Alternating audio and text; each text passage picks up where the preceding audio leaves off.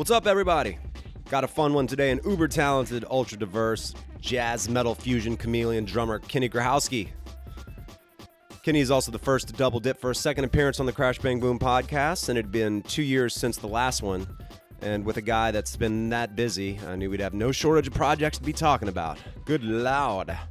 But we got into his band Imperial, Triumphant, Hipster Assassins, the many permutations of John Zorn's bands he plays in, some of our favorite fusion drummers, and Kenny's obsession at a young age with Mahavishnu Orchestra, how he got the call to audition for Brand X, and the process of auditioning with the band. A little rant about modern man's dependency on devices and the disconnect with reality and people's social media. Plus the art of improvising and developing an ear for listening both creatively and in life. Dude's a beast, what can I say? I mean, if you haven't seen him live, you gotta check him out, people. Please subscribe on iTunes Podcast, SoundCloud, YouTube, Stitcher, or just about anywhere else podcasts are found. Shout out to my sponsor, New Orleans Record Press. If your band is looking at putting out vinyl for your release, go on over to NewOrleansRecordPress.com for a real-time quote generator and look at vinyl coloring options as well as packaging, mastering, and a quicker turnaround time than most in the industry to boot. So yes, get you some of that vinyl. NewOrleansRecordPress.com. All right, everybody, here we go. The one and only Kenny Grohowski, ladies and gents, and everyone in between. Crash, bang, boom. Crowds go mad with joy.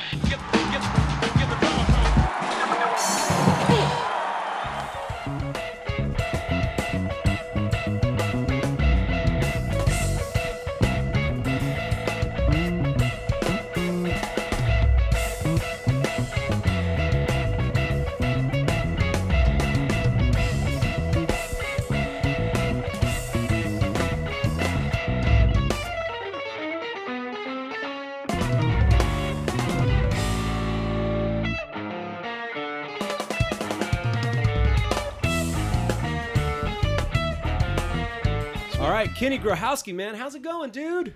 It's going all right. Good to see you again, man. I know you've been a busy guy and playing in no shortage of bands, no shortage of projects. I know the biggest thing for you is obviously being my 101st episode.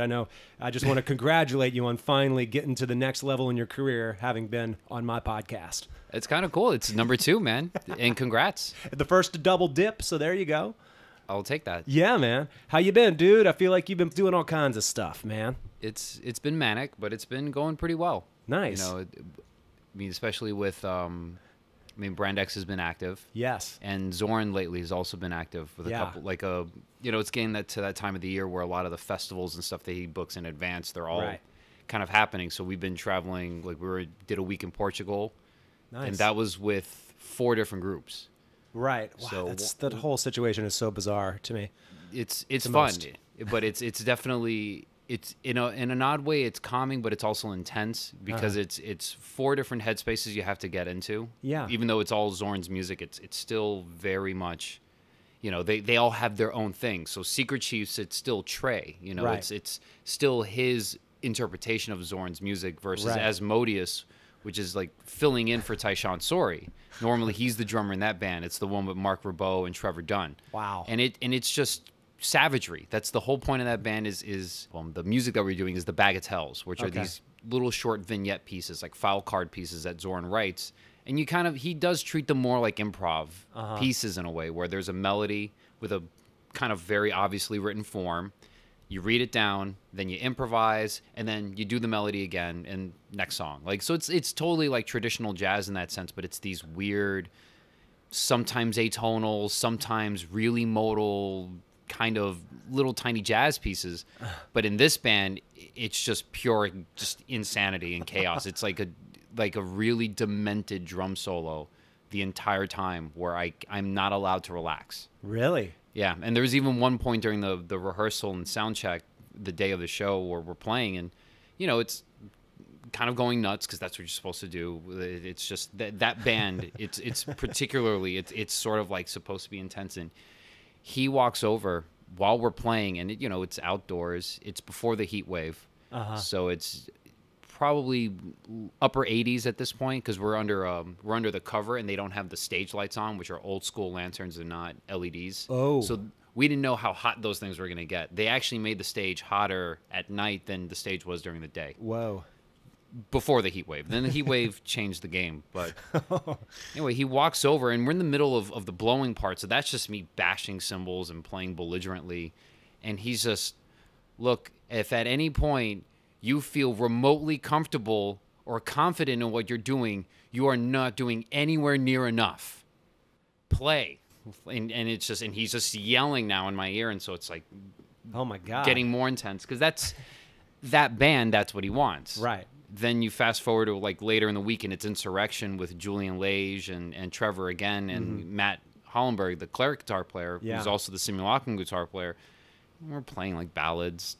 You know, it's like, and throughout the week, all the different performances, there was a soprano who did a duet with a pianist, solo contrabass flute performance, a noise punk trio played in a chamber theater. Wow. Yeah, it was a lot of really all over the place stuff, but it's still, you know, so you have to put on these different hats and have different attention spans and ways of approaching the music, but the thing that keeps it all together, it's the same community of people, and it's still ultimately Zorn stuff. Yeah.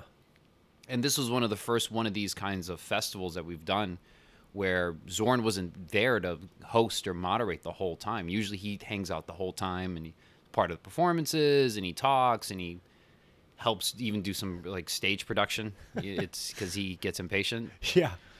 But, you know, in this case, he left after the first couple of days, and he actually trusted all the bands and everyone to kind of just do their jobs and perform. And from what we heard from the festival, the heads of the festival, they loved it. It was like one of the best weeks they had, attendance-wise, audience reaction. And again, this is, some nights it sounds like straight ahead jazz. Other nights, you know, it's terror music. Yeah. And people were digging it, you know, in 2018. That is wild, man.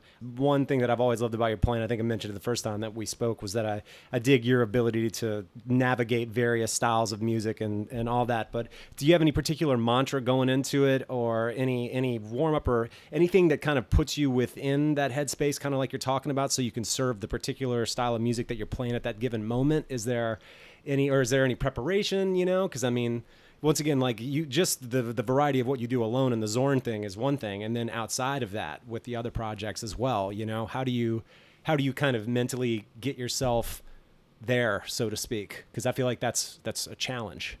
Yeah, I think the way music gets taught nowadays and the way we kind of learn things, like, just not just music, I mean in general, like the way we disseminate knowledge to one another. Yeah. Makes certain things a little bit difficult. You know, it makes certain things that should be intrinsic or intuitive kind of get forgotten. It's sort of either implied by the person that you should be using these aspects of your brain, or it's just totally no one's aware that there's these aspects of certain things that are going to make it easier to, you know, learn a certain approach to music, or like a certain type of groove feel, or a certain type of like genre and style. But I mean, a lot of the prep work, I think, comes from time. Right. You know, and it's only something that I'm realizing now, because there's still plenty of styles of music where if I got called for those gigs, I'll do okay. Right. I'll do my job, but you know, it might not feel and sound authentic. I've just been lucky that over the years I've been working within idioms of music where it's like, oh, well, I have experience with this either on a cultural level or a personal level or a musical level, like growing up listening to certain kinds of things. And, you know, it's, you know, time and circumstances, I think, you know, can really shape a lot of stuff. You know, I've always kind of not shied away from opportunities, even if I knew, okay, I'm going to sound like an asshole playing in this band. I have no business playing in this roots reggae band. I have zero business. Yeah. None. But they need a drummer, and they can't get anyone else. And I've been listening to this music off and on for 30 some odd years. So since I was a kid, so I'm just going to go for it and just do some homework, really get into the headspace of whatever music they send you, you know, whether it's the MP3s or the links to the record, or you meet with the guy and you sit in the room just one-on-one. He sings you the song and plays the guitar, and you just sit there and you just listen to him, whatever it takes, and then just doing homework on on that style, on that sound, on that, in that world.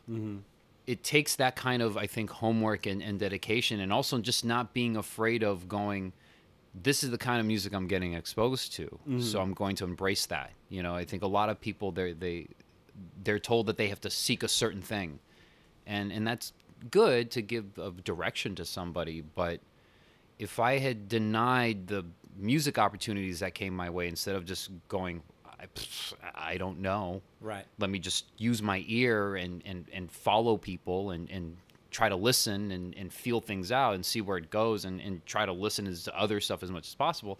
You know, it's like, then you get to that realm of like, well, now we're all shedding the same things, or we're looking at the same records, and we might not all be creating variations in the paradigm. You know, I mean, not that you want to be narrow in your vision, but if everyone has a specific way of looking at the same thing, we got a diverse set of opinions on a subject matter, and if we can combine those things, we've created knowledge. We've created something that then everyone can. We've all worked on a piece of it so well and learned it so finely and tunely that we can all kind of add our pieces together and make it work. It like sort of like how society should work, like, instead of what's been happening. Right.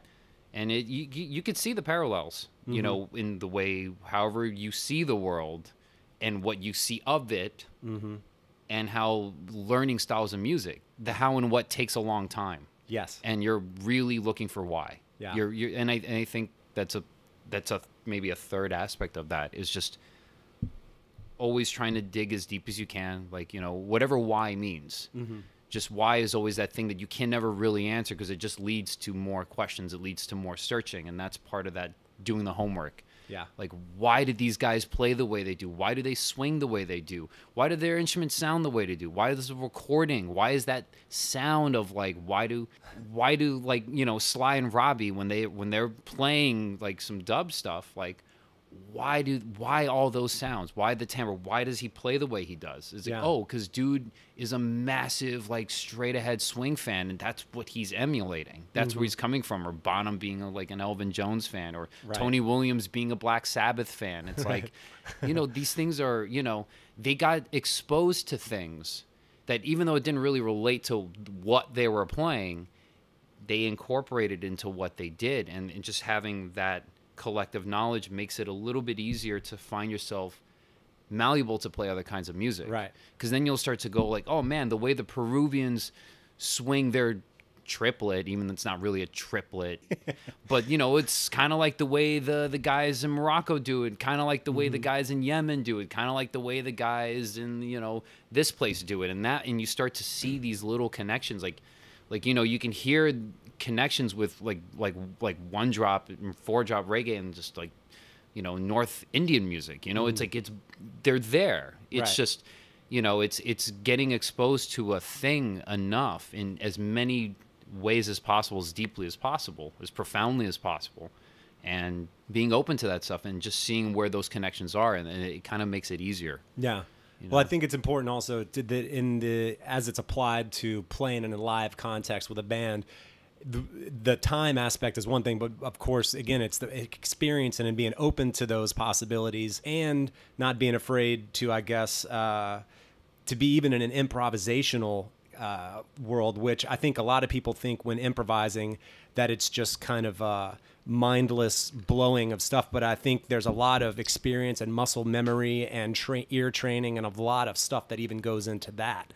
And I think that's also a world that you've lived in, so I can see how it kind of all comes full circle. Totally. You know, that's, I mean, part of that is, you know, what improvising became for a lot of people, even a lot of musicians, like great musicians, good friends, people that I know, you know, for them, improvising is exactly what you describe. Yeah.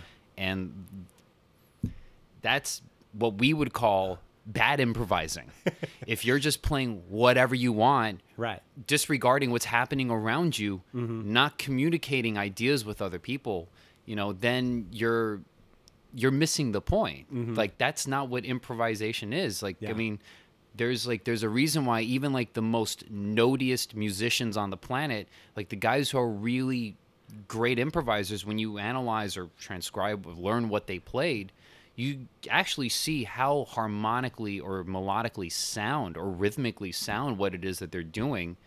That if if you knew it was coming, you would have sworn it was written. Right. And these guys are making it up. And that's it's happening at such a rate that a lot of people, frankly, their brain is not quick enough to process what they're hearing. It just sounds like a menagerie of notes where it's almost probably unclear. Right. It's like when I first started hearing certain tech death bands, I really didn't understand what it was I was hearing. I know I loved it, and I know I loved the intensity and the emotionality behind it, and the angularity of how they were treating, these dissonant power chords, essentially, like stuff where it's like, kind of like Meshuggah, like old school Meshuggah, they would do they sometimes like a chord where it's like a power chord with a flat 9 or the power chord with a flat 5.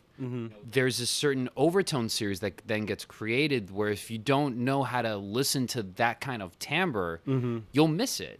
Sure. These resonances that, it took me years to like go, oh, like bluegrass, like great bluegrass, even when they're improvising, they're aware of the overtone series intuitively. And you start listening to that music, and then you start hearing notes that nobody's playing because that's the magic, and that's, any music, that's the stuff you're looking for. It's like these things that can be, it seems almost like magic, but it's just, magic is just one perspective of describing what it is. Sure. And it's, it's the same thing with improvising. It's like great improvisers, they're making music on the spot. When we're playing these performances, Jim Black Trio played at this festival in Portugal with Craig Taborn on piano, who's an amazing pianist and keyboardist, but dude's also a super heavy metal fan. Like, he's really super knowledgeable, and him and, like a bunch of guys that are coming up in the jazz scene or are getting popular now. These are guys who were in high school in the 80s listening to metal. Right. They're listening to early black metal and the beginnings of thrash metal, like really coming to prominence. They've already had Judas Priest and Sabbath and all this other stuff. Yeah. That they grew up on.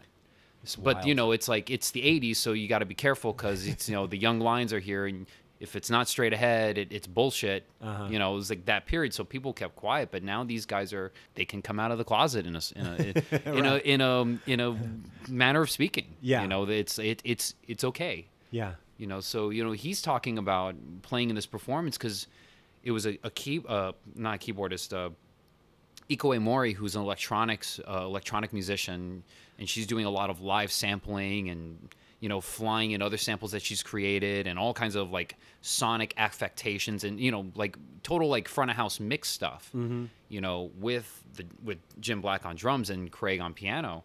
And Craig's like, with a band like that, I almost have to go, whatever my first reaction is, I have to not go with it because it's going to sound like we rehearsed this. Really? That's bizarre. Because those guys, they've all played together so much, and they understand where each other's coming from so well that it's easy for them to improvise stuff that sounds like rehearsed music. Right. And so the danger in that is that this particular set of music is not supposed to sound like that.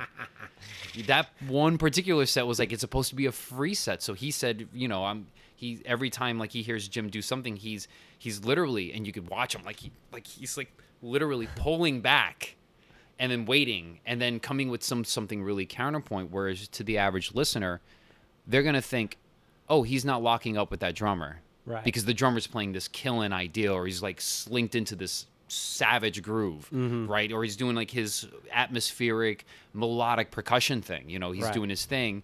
So everyone's going to be drawn to that because, everyone else, he's just beep, boop, blah, blah, blah, like doing all this random stuff, but it's not random. Yeah. I guess that's the culmination of all this. Improvising is not random. If you're just being random about it and not listening to people around you, it's just like life. Yeah. Are you just sitting at a table, talking at a bunch of people, saying whatever you want, not giving... I'd say the public discourse is more along those lines these days. Yeah. Yeah, we're trying to show people that that's not how this works. Right. We're just not doing it with words. That's cool. Cool, man. Here's a question for you, and we'll get around to you playing with Brand X. Sure. Which, congrats, by the way. Thank you. That is trippy. To say the least. It really is. Now that you're in the fusion realm, at least with them, when were Mahavishnu, take them for example, do you remember the first time you heard Mahavishnu Orchestra? As a little kid. Yeah? Very young. Do you remember which record it was? Intermounting Flame. Same here. Yeah. Yeah. Those like Intermounting Flame and Visions of the Emerald Beyond and Birds of Fire and Right. all that stuff. You know, Yeah. like my dad had all the vinyls and some cassettes, which little by little as I got older, I was allowed to have a cassette that he probably got like the CD version of, or he just preferred the vinyl version of. Yeah. And he gave me one of his old Walkmans, like an old Sony Walkman that had the graphic EQ on the front, like those like black and gray ones. With a little EQ on it. Yeah. Yep. I think it was like a 3-band or 5-band. I But remember those. probably I would say around junior high, like 6th grade, age 12. So Okay. middle school, more middle school, not quite junior high. Yeah, I was like late junior high. I think when I heard it, a buddy of mine told me, he was kind of a crazy phrase, but he said something like, "Dude, it's the craziest punk rock record ever." And I was like, "What's the band name again?" And he told me, I was like, "I'm not gonna remember that. Can you write that down?" And I wrote it down, and then I was like, "All right, now I need Is to this go." a religious thing? Is this like? But yeah, no. I mean, I heard them as a little kid, like toddler, but That's wild. But in 6th grade, I used to listen to them every morning. I would Whoa. listen to Intermounting Flame in the morning, waiting at the bus stop. Jesus. That was I didn't drink coffee yet, Right. So and that record really worked as like getting you, Yeah. like because you're standing, it's not dawn yet. You're waiting Right. for this bus, and it's in the. I mean, it's far. Miami's super far south, so it's not super damp, but it's a damp morning. Right. It's a damp, sticky, gross morning. Yeah, for sure. Yeah. That's wild. Yeah, I definitely was blown away and had never heard any drumming like Billy Cobham's on those first couple of records. So I remember, and I mean, I don't know what I took from. I was inspired by the energy of it, but I don't know that I necessarily sat down and dissected it to where I could play his licks. It was all just kind of fascinating and foreign, and I was just like, I don't know what the fuck it is, but it's killer, whatever it is. His playing was, especially that stuff. It's like it became like the sort of style of drumming. I mean, it came back. Like all the modern guys now, there's so many guys. It's like, wow, it's like, yeah, like they're doing Billy's thing, right? But it's a modern language. Like we did a gig not that long ago. Like Hadrian Farrard called me to do a gig with do a quartet gig with him, very very last minute, and he was playing with a band called Spirit Fingers, and Mike Mitchell plays in that band. Okay, and it's like and he's playing like a DW kid, like a bunch of toms, pretty sizable amount of cymbals. And watching him play, and it's like Billy Cobham came back. Wow. Like all the in that generation of guys, they really that stuck in their head somehow, like so many decades later. Yeah. Which is kind of cool because growing up, it's like I had in high school and college, you meet people that are like, oh, they're into this, and it's cool. It's nice to see that having like young guys like bass player Evan Marion, like a guy like him playing with Holdsworth right before he passes. It's like I don't know Evan too well, but the little bit I know of him, I know he was another guy that like as a kid grew up loving Holdsworth and like, oh man, one day I hope I get to play with him. And that's like, wild. He became like he was going to be the touring bass player in that last tour that he was going to do with Virgil, and they were writing music together. But just knowing like, wow, there's other people that like this music, that I'm not the only kid in my school listening to this. And in middle school, I mean, that was like, there was a couple thousand kids in that school. It was Miami in the 90s and 80s. Like there was a huge influx of kids coming in. Yeah. And then after the hurricane, forget it. There were all the cubicles. Yeah. Like the trailer classrooms. Yeah. Where sometimes the AC died. Right. And then it's just you're in a box. Yeah. Hot box. That's wild, dude. Speaking of also of Mahavishnu, I always dug Narada Michael Walden's playing as well, and I especially I really dug his playing as well that he did with Jeff Beck on Wired and Blow by Blow. I think those records are super badass and possibly like some of my favorite stuff that Narada Michael Walden did. You know, all his stuff, his solo stuff as well. Like he's amazing. He's always been like an incredible voice on the instrument that a lot of people know, but. He's not like, it's not a name that comes up too often. Yeah. Well, I think, would you not say that it is pretty music, or at least musician-centric music? I mean, it is. Historically, I would say it's on recording, but I could imagine, because I see it now I see it with Secret Chiefs. I've seen it with Braxis. Yeah. Which is kind of like ritualistic Zorn. It's like noise guitar with ballistic drum solo and a guy playing gimbri playing the same bass line the whole time. Right. It's like it's absurd music, but you see people that are like not musicians, they're not musos, They're not like music nerds. They're not punters. They're not critics. Yeah. They're just normal people that are curious about stuff, and you see how that music can touch them. Even Imperial Triumphant, a lot of the newer fans we're getting, it's like more people from like the broader metal community, which is cool. Like people, you know, that are like, they heard somebody talk about the new record and blah, blah, blah. But then there's just people that have no connection to metal whatsoever. None. They're not metalheads. They don't know Meshuggah from Slayer, but for some reason they like our music.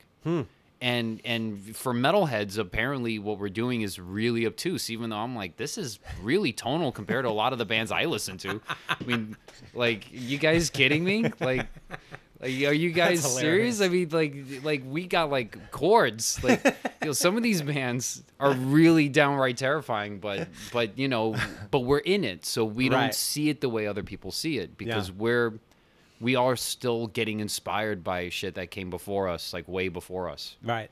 You know, we could still listen to Penderecki or Stravinsky and go, yeah, nothing we do is ever going to be really heavy. Yeah. You know, we could listen to Yasha Heifetz or fucking Glenn Gould and go like, yeah, those are real motherfuckers. Like John Coltrane, like, you know, Interstellar Space. Yeah. Like, that's real shit. Like, we're not even close. Like Billy Cobham. I mean, that's like the first marriage of jazz sensibility with rock sensibility, but still this like African way of playing percussion. You know, you look at his body, the way he moves, he doesn't play like a drummer. Right. But the vocabulary is total. It's like there's the bugle corps stuff is there, the jazz is in there, the modern day rock and blues is in there, all like R&B is in, all that stuff is in there. Yeah. But the way his body moves, it's not Western. Yeah. It's not America. Right. Like, it's not the US.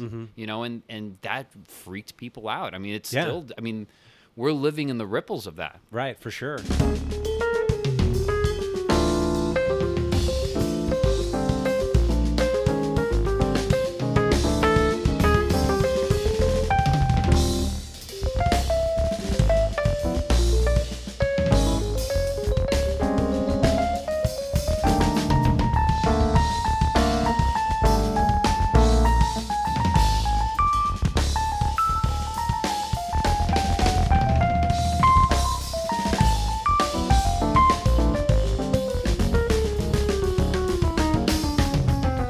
A guy that played on Spectrum, Billy Cobham's solo record, the guitarist Tommy Bolin. He also put out that record Teaser, which was his solo record.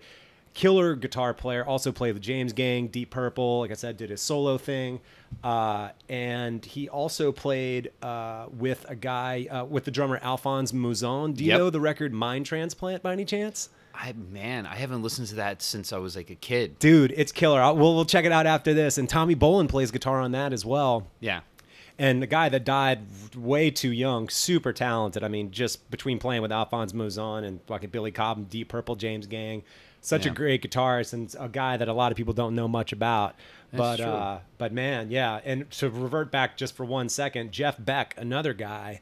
It's amazing to me that people don't talk about him as much when they talk about like some of the greatest guitarists that have ever lived. I mean, Jeff Beck is a fucking monster, man. Yeah.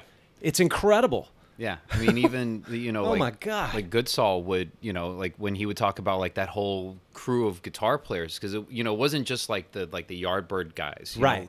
Holdsworth was part of that crew of people too. Like there was a ton of guitar players who were all like kind of these budding rising star guitar players who were playing in different jazz or rock or blues bands or R&B bands or psychedelic bands that were also trying to get in on the session scene. Yeah. It's in a lot of ways, that's how Phil got into Brand X in the first place. Okay. He wasn't the first drummer. There was another guy that they had that they were in the studio at Trident in the back room, and it wasn't working out.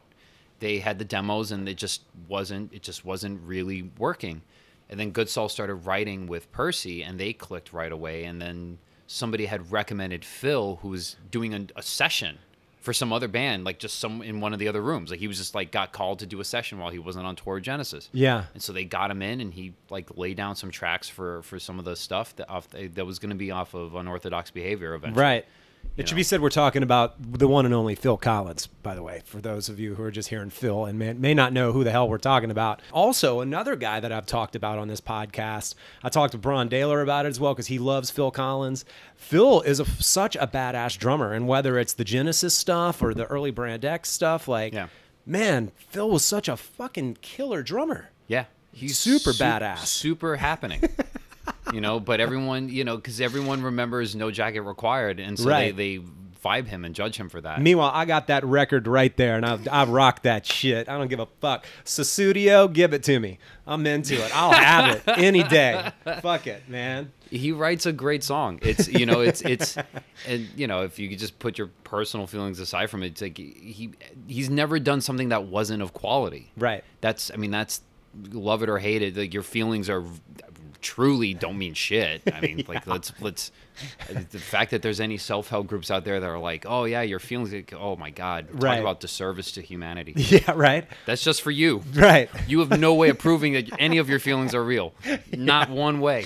You can do things with your feelings, but your feelings don't mean whatever. Right. In the grand scheme of things, they surely don't. But it is a disservice, I think, and not to go on too much of a tangent, but I do think a lot of the younger generation seems to have this misconception that the world is concerned with their feelings and needs to acquiesce to their individual feelings. And if they don't like something, then it just can't happen, or someone can't say it, or someone can't do it because they want to live in their self-determined social media stream that reinforces that. It's like that's a conflation of two different worlds, and that's silliness. Yeah, the advertising worked. Yeah, have it your way right away. Yeah, right. Like iPhone and me.com and all this this and that. It's like you put that in everyday language where every day somebody's talking that way. Sure. And everything is geared towards getting exactly what you want, exactly when you want it, to your your ideal perfection. It's like you give people a few generations of that kind of thinking and letting everyone know that, oh, that's okay to be that way. Yeah. Without ever considering anything or thinking about how any of that works, and is it ultimately in the big picture? Is this what we should be doing? Sure. We're living in that. Of course. Living, it's like a. I'm going to stop myself. Well, the scary thing as well, and I've said it before, I have this conversation with my wife all the time. She's kind of a different generation than me. I'm a little bit older. But I joke around just saying like, well, of course it's crazy because on one hand, as I said, you have everybody just sort of living within their sort of safe space echo chambers and living through this conduit of information that is their devices. Yeah. So one, like interpersonal communication is kind of lost. And it's been reinforced that you can only live within a world where everyone agrees with you. So no wonder they're getting upset in the real world when it's not like that. Yeah. It's like it's deceiving and it's walking wherever they want to walk. Oh, dude! Once they put Wi-Fi down in the subways and motherfuckers are walking downstairs on their phones, dude. Oh my God! Swiping in right or left or scrolling through Instagram. Yes. And you want to give them the benefit of the doubt. It's like, okay, maybe this person doesn't know where they're going. They're looking at directions. Right. They're asking somebody like, okay, I'm at the station. Which, like, if you're talking to somebody, just take a moment, walk off to the side, and then do what your thing. Yeah. Do what you got to do, but don't do it while you're walking. Like, no, for fuck's sake. And stop, get out of the way. Look on your fucking phone. It's that easy. And it's like somebody looked at 1984 and said, yeah, but what if they carried the screen everywhere they went? Like, not just when they were home from their job. Like they're kind of piggybacking off Metropolis, like that beginning of Metropolis, like the guys walking in and out of the factory. It's like, let's not wait for them when they're resting. Let's keep them all the time. Right.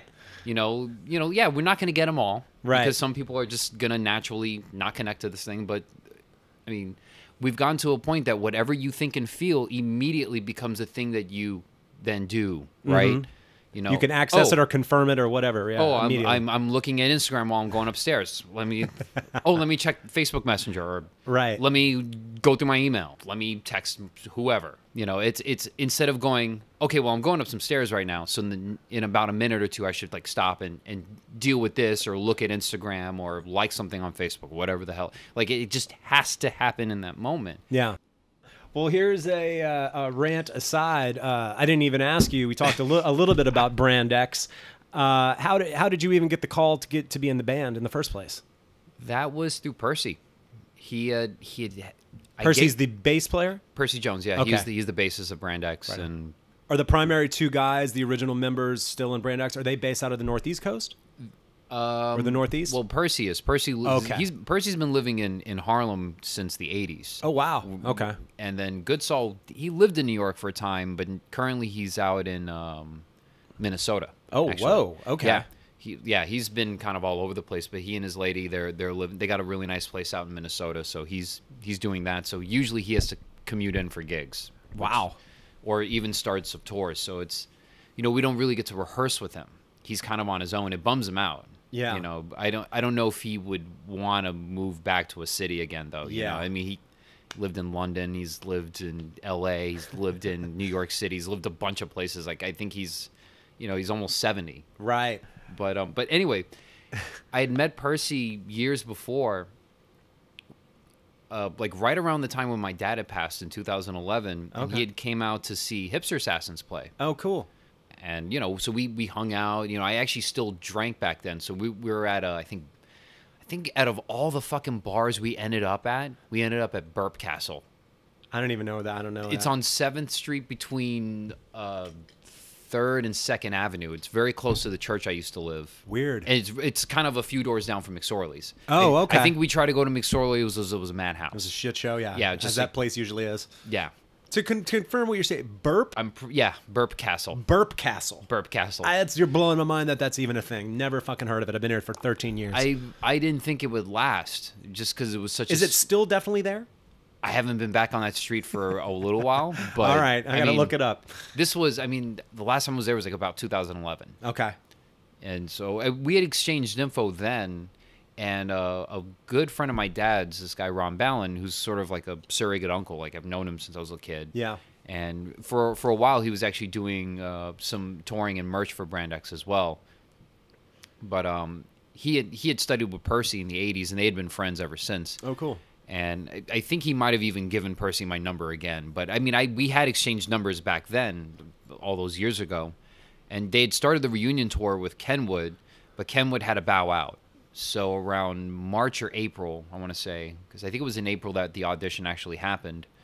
And, I saw that Percy called, but I'd missed the phone call. I was on the train, and then sure enough, I checked the voicemail, and they were basically auditioning drummers. Oh. And he just remembered seeing me with Zinc Bar, and he was like, he thought, like, I know you play with Felix, and you guys do definitely a fusion kind of thing. And I vaguely remember you saying you like the band, so you probably know the music. We got some shows coming up, so we kind of need somebody who can come in a week or two and audition. Oh. Yeah, so this must have been the end of March because it was April, like the first or second week of April was the audition. And, that was it. And, they had a few guys come in and audition, a few other guys who messaged them expressing interest, which I'm glad nobody mentioned beforehand because it's names that will just make any person nervous. Oh, really? Where you just go oh, yeah, if you could get this guy, this guy, this guy, or this guy, or this guy, or even potentially this guy, why the fuck are you calling me unless you have, just no money and just don't give a shit? Right. Like there's, 30 other guys that you're going to call before you call me, but... Yeah. But we did the audition, and it ended up becoming like a rehearsal. It was supposed to be a 45-minute thing, ended up becoming a 3-hour rehearsal, and wow. Got dinner with the band, and we were hanging out, and the management that was there, they kind of just saw oh, well, he's into the music, he seems like a normal person, he was on time, he knows the music, yeah, and he gets along with everyone already. It's pretty crucial criteria you just mentioned, by the way. Yeah, and I probably I'm not going to charge $4,000 a show. Right. I'm not that kind of person. I mean, I these days very few people I think get away with getting $4,000 a show unless they're a real super money making band, whatever it is. I mean, I do gigs with Medeski. I mean, he's getting paid the same amount I'm getting paid. Right. And he's one of the baddest motherfuckers. He's incredible. Jesus. He's still He's from one of the baddest bands ever. Yeah. And we're getting paid the same. I mean, music is music, and, there's still, you can make a good living with it, but it's not the 80s. Oh, hell no, it is not. It's not the 80s. No one's getting $250,000 in a year and a half to make their first record. Right. Which is somebody gave you $250,000, $500,000, and a year to make a record. Can you imagine? I dream. I dream because I mean Imperial. I mean we did that with all the money we made from all the tours we've done. We've just been saving money for the last several years, and we poured all of it into this record. Right. So we're really happy that people are digging it. Imperial Triumphant for those that are listening. Sorry, at least I didn't say like IT or it or something really super hyphenated and esoteric. But right. But anyway, I guess getting back to Brand X, it's. It was one of those things where it went really well, and they had a bunch of auditions that went on, and they voted. It was fairly unanimous. I think that's badass. Like Chris and Percy and Goodsall, like they all were like, yeah, let's get this guy, and I think it also helps too because it's nice and personally, but also for the band, it's like once again like I'm the young guy in the band, so it's not like they're getting somebody who's older and has like a full family. Right. I mean, I have Julian, I have Scaredy left. I mean, sure. He's the last. Cat and a wife. Those are the extent mostly of your responsibilities beyond yourself. Yeah, there's no kids, there's no college or saving or any of the having a kid in New York, just getting them ready for just preschool. I mean, dude, you're preaching to the choir. I've got a son, a cat, a dog, and a fish, man. Yeah. I'm up to my neck with this shit. God bless. It's like it's still it's like anything. It's life. You got to keep up and you have to maintain, especially a city like this. They don't make it easy for you to just like, you can never coast here. No. If you coast, you just it just shuffles you off the street. It just, you're gone. There's no. It's true. I mean, but I got a question for you then. Sure. In preparing for it, then it sounds like you had a pretty short turnaround to be able to rehearse on your own for these songs. Mm-hmm. Was it pretty extensive, what you had to prepare to go into it, or were you felt like your skill set already kind of lent itself to it because of what you were interested in, what you had opened yourself to, and experiences like we talked about, and you were familiar with the music, so it felt natural, I guess is what I'm getting at? It did. Actually, I've done auditions before, and weirdly enough, like live gigs and auditions, generally around people, I'm pretty nervous, and I like to keep to myself, and I don't like large crowds. Yeah. I love playing music, but just being at a venue is always stressful. It's why I used to drink so much back in the day. Because I fucking can't do this. Yeah. It's just too much. Yeah. But, I've learned to deal with it since. But doing auditions and playing on stage, like, I think the anxiety and fear that normally you get from that, it doesn't happen because it goes back to being music. Mm-hmm. I think with this audition, I was more like kind of going towards it, like getting ready to leave, because I get like traveling anxiety just because I do that almost all the time in so many different weird configurations of getting to and from a gig or a city or a country. Right. And I do all this weird stuff and have these weird tendencies and strategies for dealing with this and that and the other thing that I get more stressed about dealing with the randomness of the logistics and the circumstantial stuff that can happen. Oh, yeah, that would stress me the fuck out. Whereas I'm not worried about the music or like what bar this hit comes in, or like that stuff, because at least with this band, it's like I grew up on this music and I grew up, loving like this music. Yeah. It would be like, like playing like somebody who grew up on Slayer. Yeah. Or, like any music that you grew up playing, it's like, even playing with Grandpa's band was the same thing, like with Bobby Cruz, with the salsa stuff. I didn't really need to do a lot of homework or really read the chart because I grew up hearing the stuff. And it was the same with Brand X. Like, music gets stuck in my head very easily. Yeah. Like songs, arrangements, what people play on it. Like I kind of remember it. Mm-hmm. So it makes it's not like auditory memory. Right. You can, like some guys, they can hear something once and they'll write it out perfectly or they remember it forever. I don't think I'm like that, but a childhood of listening to a band and liking it, it's going to get stuck in your head. So, sure. And their touring list of music was all songs that I knew. They had some arrangement differences and there's some nuances that, I had to learn, but that's like kind of stuff that you, like any band, you do it together. You figure it out together. And it's also just getting adjusted to a different rhythm section. I love Kenwood Denard. He's amazing. Like even his solo stuff, I still have all that stuff on CD, like Just Advance and all that. Yeah. But, all this stuff with Hiram and stuff with Schofield and Jocko, but we definitely have a very different playing style. For sure. Like very, very different approach to the instrument, and you know, some overlap, but it's totally different. You know, so it took everyone a second to kind of adapt to that as well. You know, Yeah.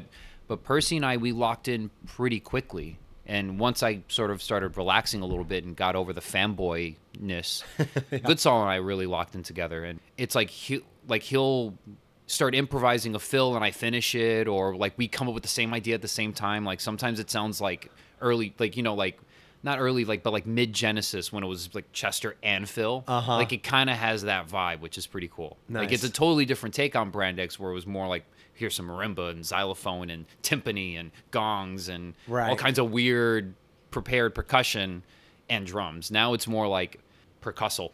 I mean, which is, I think the guy from Mudvayne, he coined that phrase. Percussal? Yeah. Nice. I don't even remember what he was referring. I think it was something about the drummer's drum set. It's a kerfuffle of percussion. Don't get too fucked up with kerfuffle and percussal. Is that percussal? Okay. That's the word he used, and it's been stuck in my head ever since I saw that video. Because it kind of accurately describes the Brand X percussion section. Because it's like this massive percussion thing, but it's still, you know, contained. It's not, yeah. Yeah, it's not like total death. I've only seen video of you doing it, but it looks awesome, man. I got to come see it in the flesh at some point. You're still doing Felix Pastorius, of course, Jaco Pastorius' son, the Hipster Assassins, once a month at the 55 bar. Yeah, usually we do Friday nights. We do like once a month Friday, and then sometimes we'll fill in on the Wayne Krantz night Thursdays. Awesome. I know 55 bar from going to see Wayne Krantz with either Cliff Almond or Keith Carlock. Oh, yeah. Man. Yeah. Love those guys.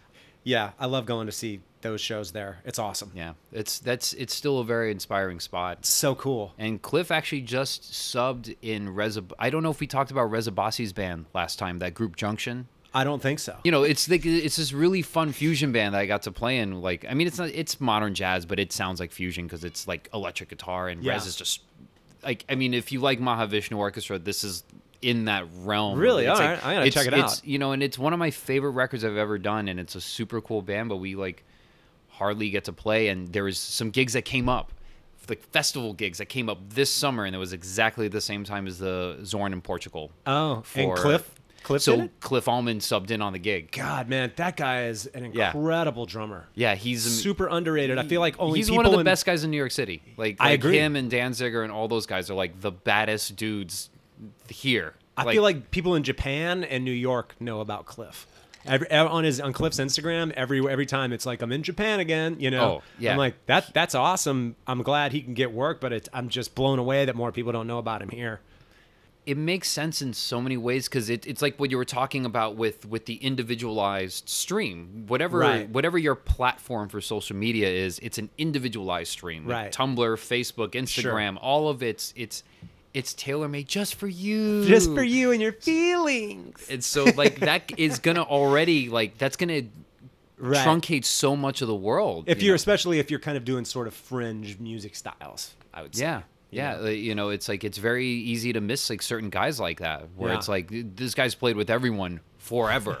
Right. Like you should know who he is, but you know, yeah. I mean, I can be guilty of that as well. I think it's with certain generations, I think of music, but you know, I mean, a guy like that, it's almost criminal that he's not like a more household name with people my age and younger. For sure. Like it's like whoever you guys are listening to, it's like.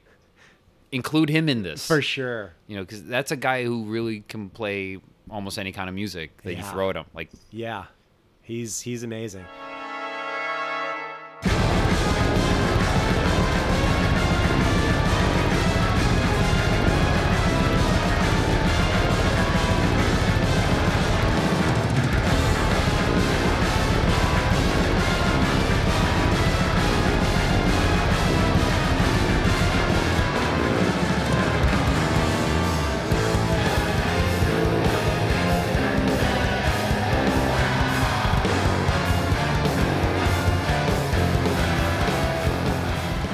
Tell the people, I guess, a little bit about the background of Imperial Triumphant, and you've been on 2 records now, right? 2 full lengths and 2 EPs. Okay, a lot of blast beat heavy stuff, kind of. Definitely some blast beat stuff in there, and also I mean, I don't know. It's a band that's kind of been evolving. Like even like Abyssal Gods, that was the first full length I did with the group, and that's still split with myself and Alex Cohen. Okay. And at the time, Alex was the main guy. Right. But it sort of started with the Gomorrah EP, which was just a 2-song thing. I did one song as a guest artist, and they, at the time they were like, oh, it was right when Secret Chiefs was really active and touring a bunch. So, the Simulacrum stuff started with Zorn. Right. Abraxas, I think, already had done its second record with Zorn. We hadn't done the Masada 3 yet, so those things were really active for me. I think that was about 2 years ago. It was about the last time I talked to you, I feel like. Yeah. Because that's when we were talking about that stuff. Yeah, and I'm forgetting now when we did Abyssal, but at that point it was like all this stuff was like bubbling and coming up to the surface, like the beginning stages of all those bands and projects. Yeah. And we had a really great time working together on the EP, and then Alex thought, well, hey, we got this album coming out. Why don't we split the album? Because he thought it would be the, and I agree. It's like it's like in some ways we're very much the same, but it like polar, like yin and yang opposites. Like where he's exploring every physical way to play the drum set, I'm trying to explore some other musical way of playing the drum set. Yeah. Whereas like he could sit down at any kit and do what he does. I need to put it exactly where I need it with the exact playing in New York kind of helps break you of that habit real quick. Yeah. But I'm like, I get really fixated on the tuning or like where it is. It's fucked. And he could play anything and just play anything on it. And it's but it's the same goal. It's like how fully developed into a thing are you gonna go? How far are you gonna like really get into a thing? So having the two drummers on the record, he thought would make this nice contrast of like somebody being really super technical and overarching and just, I mean, like he does like the doubles and the feed and like his blast stuff is really savage. Right. Whereas, and I'm coming more from this jazz, Caribbean, improvising fusion background. Right. So it's like, I can blast and play metal and I love it, but it's definitely the language I speak weaker. So it's all those other things make up the difference. And from that kind of like birthed my relationship with Zach, the leader of the band, and everyone else in the band. And that's kind of like over time, like Alex started getting really busy with the studio and Malignancy and now Pyrexia and what was that? Like he was recording a ton of bands, like some crazy shit that's been coming out the last couple of years, like stuff where it's like it would normally take any drummer a month to learn the stuff, and he's like learning the songs in like a few days or a week, and then just recording it at his studio. Yeah, and that's he doesn't like touring. Right. Like around that same time, him and Piron split. Like they were done. He was like, he doesn't really like being on the road. Whereas I kind of, as fucked up as it is, like there's this. I'm healthier on the road. Like I'm more focused on the road because it's like you got to survive this shit. Right. So I get into like war mode. Whereas like when I'm home, it's like it's too close to the cat and the couch and the TV and the bowl and the Julie and the kitchen. Yeah. It's too close to shit that's like, oh yeah, no, there's a guitar and there's the computer and there's stuff that you can work on, but there's also bed. Right. As the road, there's no bed to hide behind. It's just you got to just be on. You have to be on point. And so I guess getting back to the point, it became a thing where Alex was like kind of going to bow out. He'd done a few tours of the band. And he just wasn't really, it was exhausting to him. He just didn't want to do it. And, that can always really hurt the momentum of a band. So they just thought like, well, let Kenny take over. We'll see if he wants to do it. And I was like, you know what? Sure. I'm enjoying.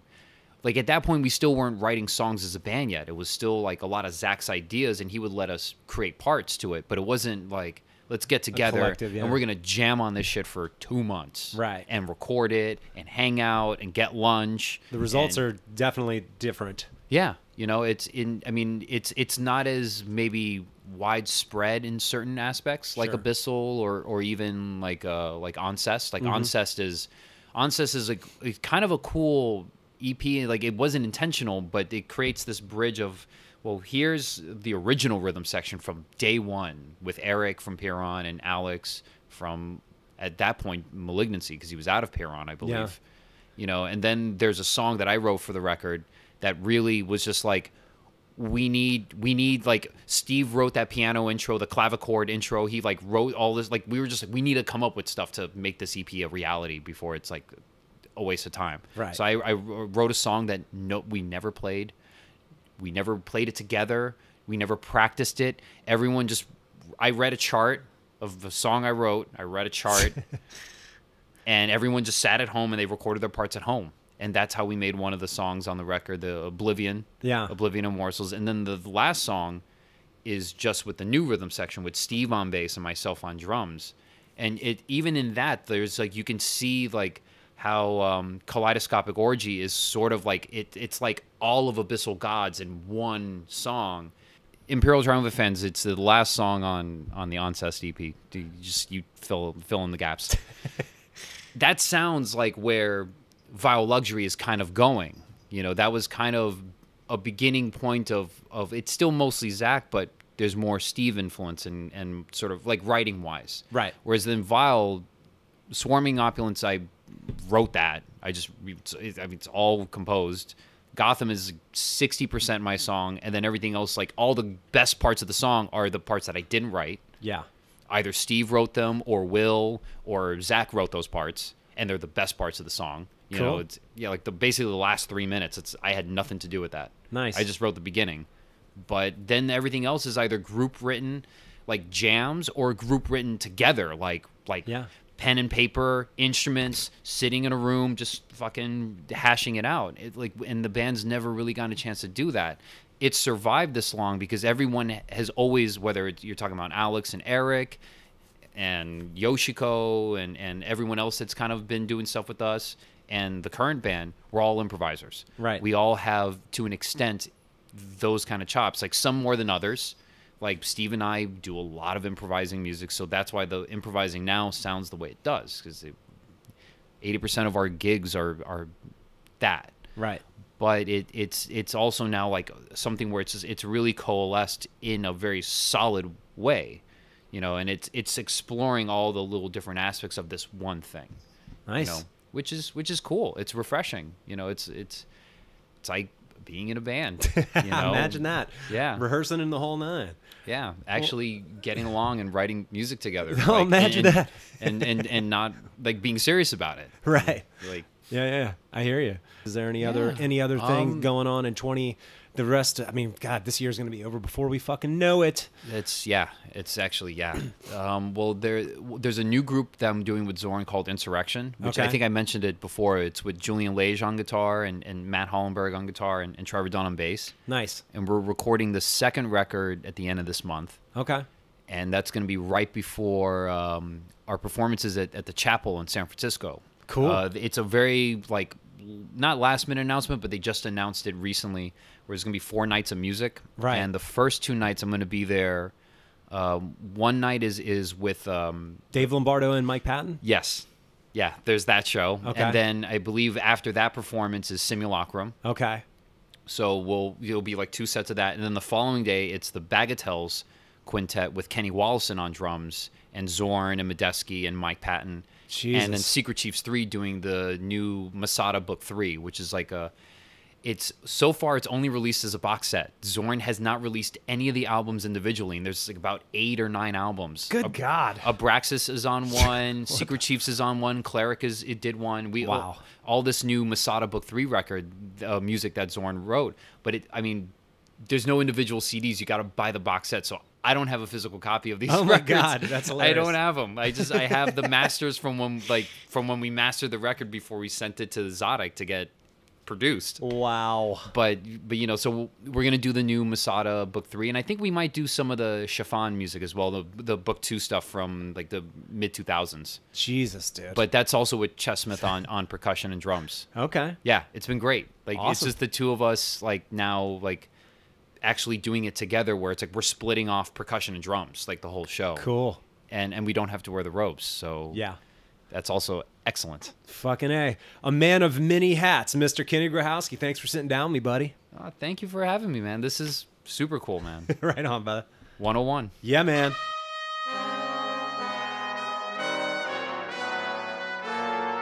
All right. Thanks to Kenny for dropping by, and be on the lookout for Imperial Triumphant on tour. Plus a litany of John Zorn projects, Brand X, Hipster Assassins, and more. Dude's out there hustling, y'all. Thanks for tuning in. We'll catch you on the next one. Go subscribe if you haven't. Crash, bang, boom.